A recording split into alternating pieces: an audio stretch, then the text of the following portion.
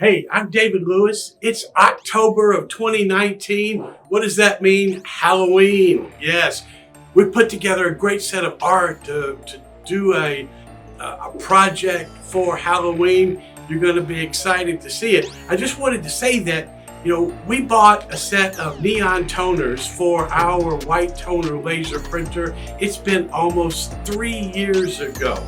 They literally sit in a box covered up with black 99% of the time. We're pulling them out. We're going to put this project on for you. You're going to love it. Stay tuned.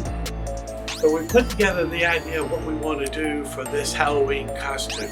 It's going to be a full design on a black shirt with sleeves. We're going to do tattoo on the arm. We're going to do tattoo on the fingernails.